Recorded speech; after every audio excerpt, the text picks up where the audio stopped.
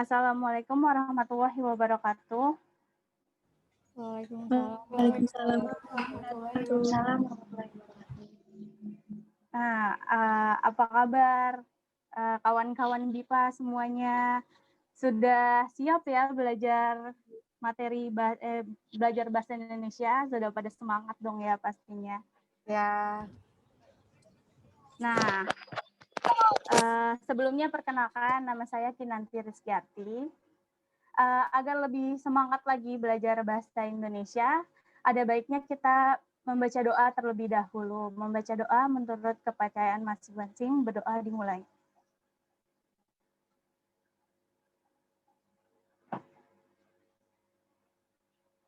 Berdoa selesai. Nah,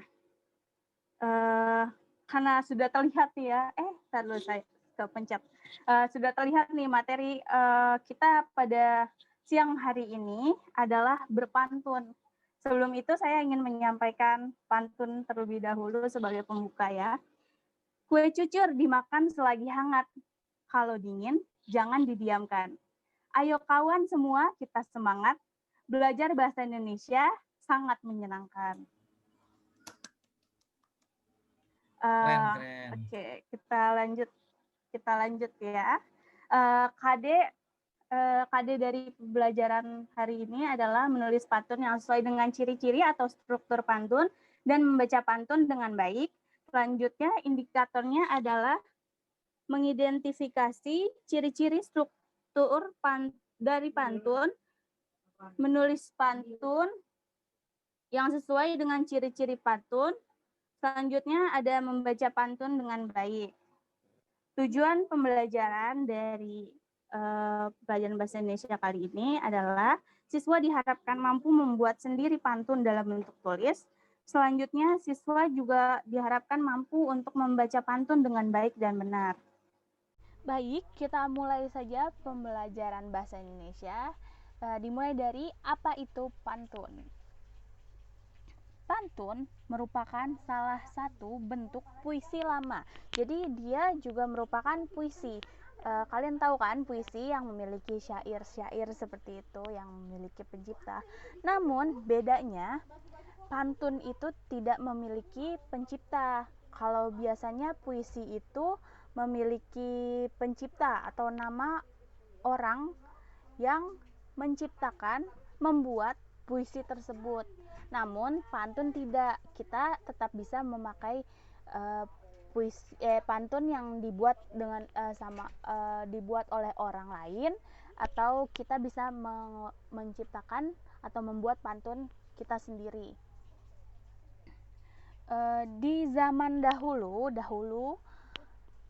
itu pantun diungkapkan dengan lisan. Lisan itu perkataan langsung dari mulut, langsung dikeluarkan gitu. Terutama oleh masyarakat Melayu di Indonesia. Jadi mereka dalam bercakap, berbicara, mengobrol seperti yang kita lakukan sekarang itu dengan pantun gitu, agar pembicaraan tersebut, apa yang dibicarakan tersebut menjadi lebih menarik. Selanjutnya, saat ini pantun juga diungkapkan melalui tulisan. Tulisan itu apa yang kita tulis ya, yang ada di kertas, ditulis gitu maksudnya. Dibuat dengan cara ditulis. Seperti di buku ataupun di surat kabar. Biasanya ada surat kabar itu koran ya. Pantun juga digunakan dalam adat pernikahan masyarakat suku Betawi yang biasa disebut dengan palang pintu. Nah, suku Betawi ini adalah suku yang ada di Jakarta, di DKI Jakarta ini, tempat kita sekarang, tempat di DKI Jakarta, ibu kota Indonesia. Ada suku yang dinamakan suku Betawi.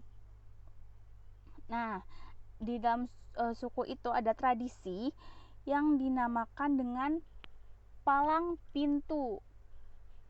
Palang itu artinya seperti pembatas, seperti itu. Nah, pintu itu yang ada di rumah, yang untuk kita masuk, biasanya melalui pintu, ya kan. Nah, tradisi palang pintu itu sebagai simbol ujian yang harus dilalui mempelai laki-laki. Mempelai laki-laki itu artinya yang akan menikah, yang laki-laki, seperti itu.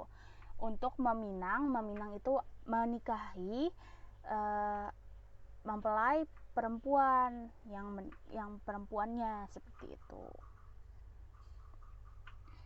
Nah, selanjutnya saya ada video palang pintu, mohon disimak baik-baik ya.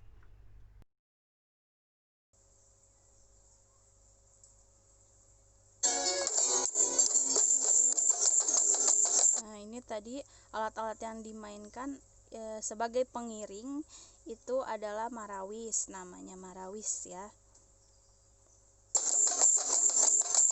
Nah, ini ada yang akan dinyalakan sama orang ini, ada namanya petasan. Petasan itu sebagai tanda bahwa pengantin pria atau yang akan menikah pria telah datang. Nah, ini yang di kedua sisi ini dan ini dinamakan dengan kembang kelape karena bentuknya mirip seperti daun kelapa. Di Betawi disebut kelape.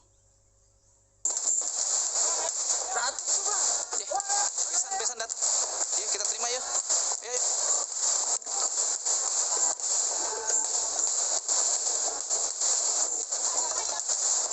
Nah, yang di bawah ini namanya seserahan. Biasanya seserahan dalam palang pintu juga di dalam pernikahan Betawi juga disertakan dengan roti buaya. Nanti akan kita bahas lebih lanjut tentang roti buaya.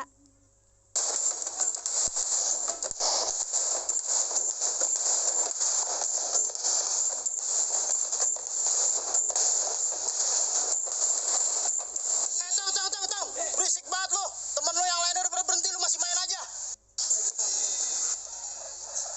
Bang, kayu gelondongan, kayu cendane, pagar kawat, tulangnya besi. Abang ame rombongan dari mana mau kemana datang kemari kudu permisi. Oh, jadi bang lewat kampung mari kudu permisi bang. Bang, sebelumnya aneh ucapin bang assalamualaikum. Waalaikumsalam.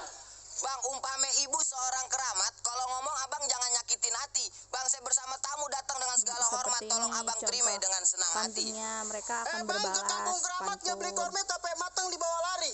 Hormat abang kita terima tapi abang mau apa pada kemari?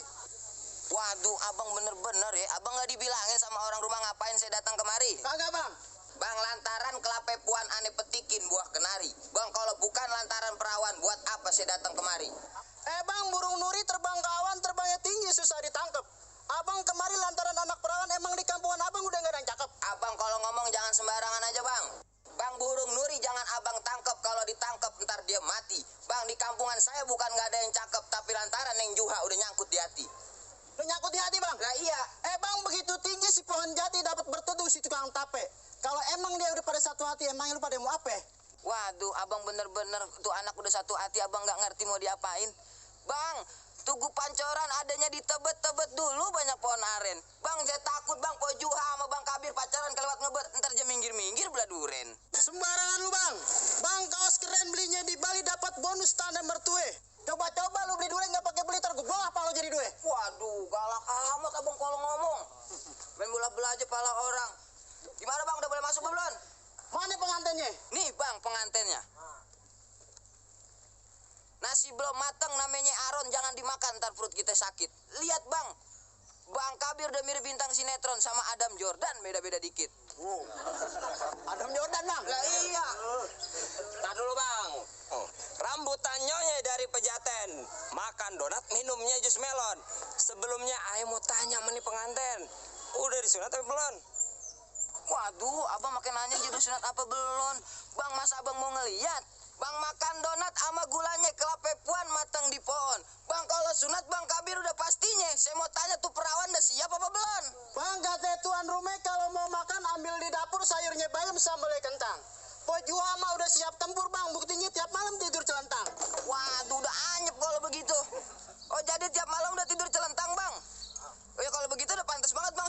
masuk. Tar dulu bang, sate ditusuk lalu dipanggang, daging semua nggak ada seratnya.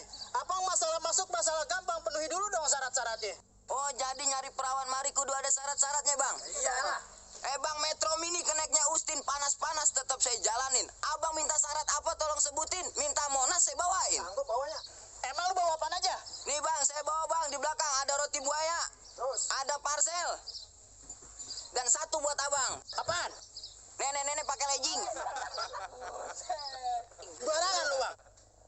Gimana bang, udah boleh masuk belum? Bang, anak bontot lahir di Priok kerjaan yang ngikat tali sepatu. Kalau emang abang ngotot mau masuk, langkain dulu gue punya palang pintu.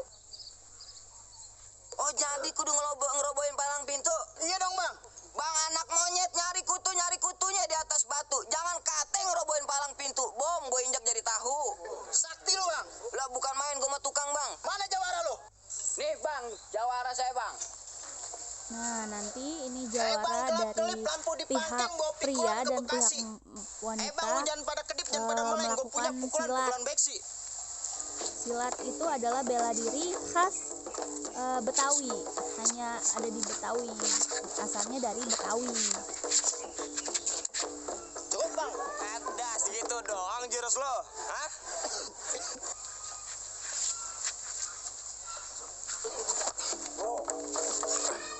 Maju lo.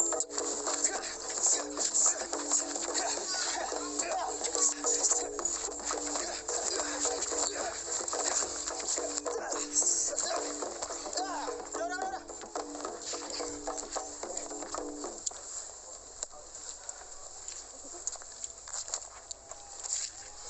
Gimana bang, udah boleh masuk belum?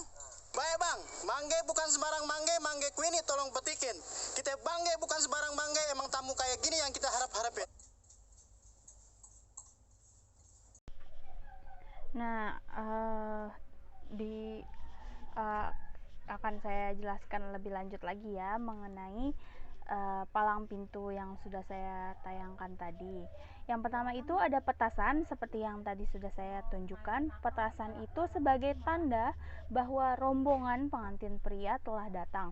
Jadi rombongan itu maksudnya keluarga pengantin pria bersama pengantin prianya telah datang gitu ke rumah atau tempat dilaksanakannya pernikahan tersebut. Selanjutnya ada iringan marawis seperti yang saya sudah tunjukkan juga tadi.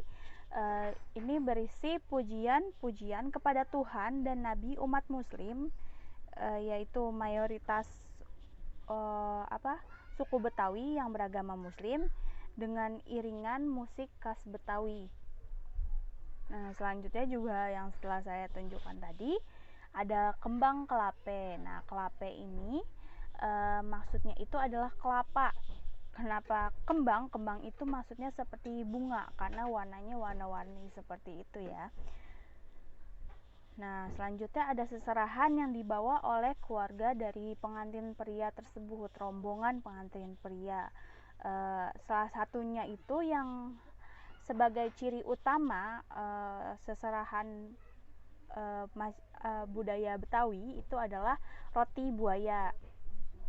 Nah, selanjutnya ada yang berbalas pantun yang dilakukan oleh kedua orang tadi dari masing-masing rombongan pengantin pria dan juga rombongan pengantin wanita yang menyambut. Selanjutnya ada pencak silat. Pencak silat itu adalah bela diri khusus yang ada di Betawi. Betawi itu suku yang ada di Jakarta. Sebenarnya ada juga pembacaan surat Al-Quran sebagai syarat kedua, namun tidak ditampilkan dalam video tadi. Al-Quran itu maksudnya kitab umat Islam ya. Selanjutnya, nah ini yang dinamakan kembang kelape, contoh lainnya. Terus ini namanya iringan marawisnya. Nah, ini dia roti buaya. Roti buaya ini benar-benar mirip buaya ya. Bentuk rotinya ini buaya gitu. Udah, kita lanjut ya ke struktur atau ciri-ciri pantun. Nah, bisa dilihat di sini setiap pantun memiliki 4 baris dalam satu baitnya. Satu bait itu maksudnya satu kesatuan. Nih, bisa kita lihat di sini ada 1, 2, 3, dan 4. Ya, 4 baris ya. Jadi setiap baris biasanya mengandung 3 sampai 6 kata. Tidak usah panjang-panjang sampai 10 sampai 20, nanti jadi bingung bacanya. Terus pantun itu terdiri atas sampiran dan isi. Nah, sampiran itu ada di baris pertama dan baris kedua, ini yang tanda biru.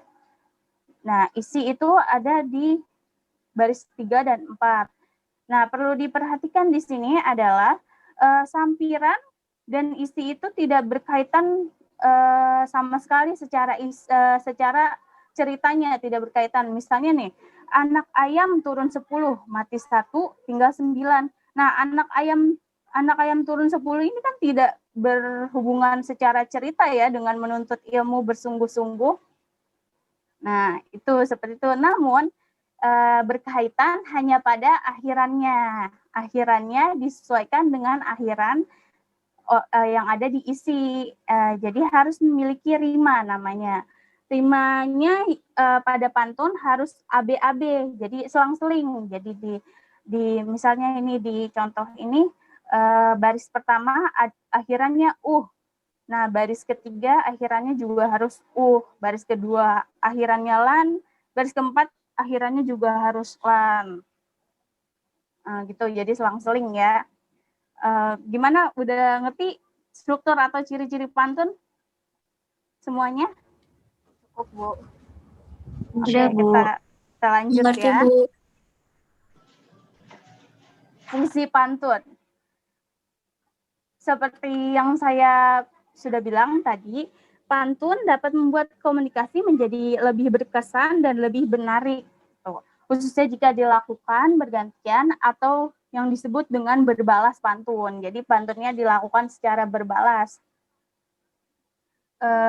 Terus secara umum peran sosial pantun adalah sebagai alat penguat penyampaian pesan. Nah, ya penguatnya itu agar menarik. Jadi pesannya itu yang disampaikan oleh pantun dapat berupa apa saja, banyak. Bisa berupa pemberitahuan, salam, bertanya, menjawab pertanyaan, tuh bertanya dan menjawab tuh maksudnya berbalas pantun ya, seperti tadi. Dan juga banyak lagi. Nah, selanjutnya ini jenis-jenis pantun berdasarkan maksud penyampaiannya. Ya, biasanya pantun itu memang dibedakan berdasarkan maksud penyampaiannya. Nah, di sini ada beberapa contoh pantun berdasarkan maksud penyampaiannya. Yang pertama ada pantun nasihat. Makan soto ditambah kecap sambil melamun dan mereka-reka. Selalu hati-hati dalam berucap agar hati orang tidak terluka. Nah, maksud dari pantun nasihat sendiri ini agar orang yang disampaikan nasihatnya tidak tersinggung gitu, tidak tersinggung jika kita menasihati mereka gitu, agar terkesan lebih halus. Nah, selanjutnya ada pantun jenaka. Jenaka itu maksudnya candaan, jadi gurauan saja sebagai penghibur gitu. Buah pisang, buah tomat, disimpan di dalam lumbung padi. Pantas tercium bau menyengat. Rupanya ada yang belum mandi. Ayo, siapa yang belum mandi? Selanjutnya ada pantun agama. Pantun agama itu mirip ya dengan pantun nasihat, hanya saja pantun agama ini lebih mengarah ke nasihat-nasihat agama. Saya bacakan ya pantunnya. Buah mentimun, buah bergetah, hati-hati untuk memakannya. Jika suka, tinggalkan ibadah. Sudah pasti neraka tempatnya. Selanjutnya ada pantun teka-teki. Pantun teka-teki ini biasanya isinya itu merupakan teka-teki seperti pertanyaan gurauan tapi berupa pertanyaan seperti itu. Menolong orang tanpa pamrih, itulah kebaikan yang sesungguhnya.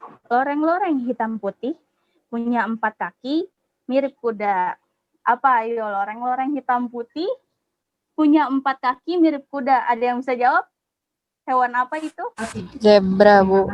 Iya, benar sekali. Hewan zebra. Nah, seperti itu. Ada banyak lagi jenisnya kok. Pantun tidak hanya yang ini saja, ada pantun cinta, pantun salam pembuka, yang seperti saya sudah sampaikan tadi di pembuka. Banyak lagi jenisnya. Sebentar, ada video lagi.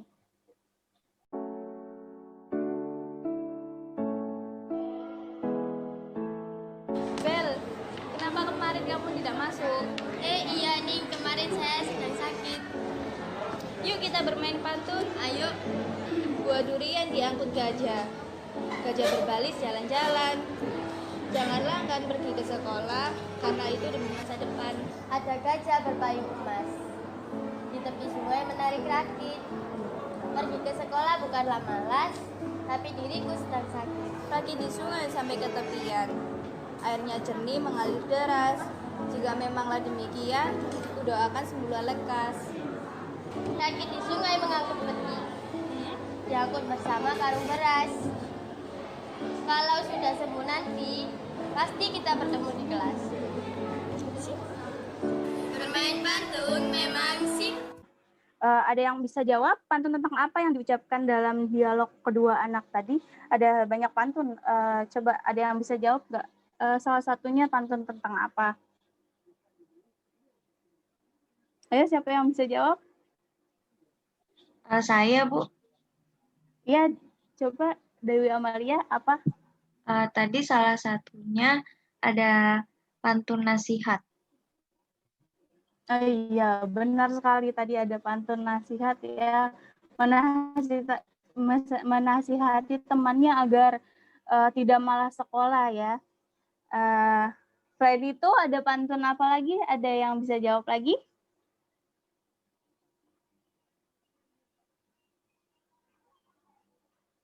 Nah, itu satunya lagi pantun doa. Temannya mendoakan supaya temannya yang satu lagi lekas sembuh, supaya bisa bertemu kembali, seperti itu di sekolah. Oke, kita lanjut ya. Tadi sekalian memperhatikan ya bagaimana cara membaca pantun. Sudah saya contohkan, sudah ada videonya. Nah, sekarang kita coba ya cara membaca pantun. Nah, pantun itu bisa kita baca agar mudah. Kita buat jarak antara frasa dalam satu kalimat. Frasa pertama dan frasa kedua ini seperti ini. Anak ayam turun 10. Jadi frasa anak ayam dipisah dengan frasa turun 10. Dibuat jeda di tengahnya dengan garis miring seperti ini. Begitu juga dengan kalimat-kalimat yang lain di baris kedua, 3, dan 4 begitu juga sama. Jadi setiap garis miring kita jeda pembacaan kita. Saya contohkan lagi ya. Anak ayam turun 10, mati 1, tinggal 9. Tuntut ilmu, bersungguh-sungguh, 1 pun jangan ketinggalan. Seperti itu. Paham ya teman-teman? Kawan-kawan BIPA sekalian? Paham, Bu. Paham, Bu. Oke, udah paham semua ya. Coba kita tes nih, ada 2 pantun. Ada yang mau baca pantun yang pertama?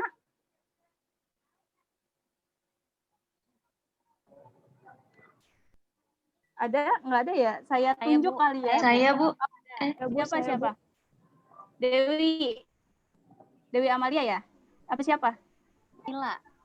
Oh, Mila. Iya, coba Nur Kamila dibaca. Oke. Kecap manis campur pedas, malah dimakan dengan bihun. Jangan lupa setelah beraktivitas, cucilah tangan dengan sabun. Iya, bagus sekali. Mila udah paham banget ya baca pantun. Nah, selanjutnya ada yang mau baca yang kedua? Saya, Bu. Iya, boleh. Macan dan citah menyantap mangsa. Buaya dan cicak putus ekornya.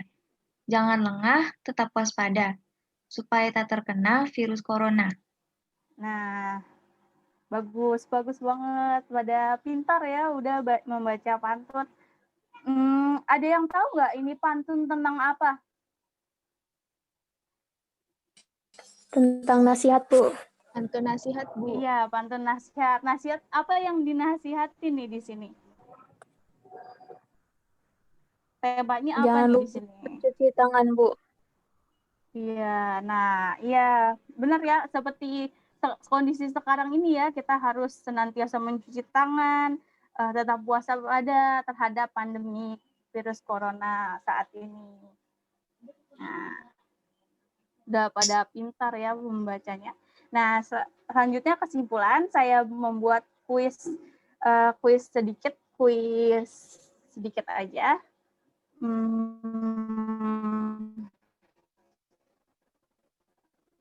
Nih,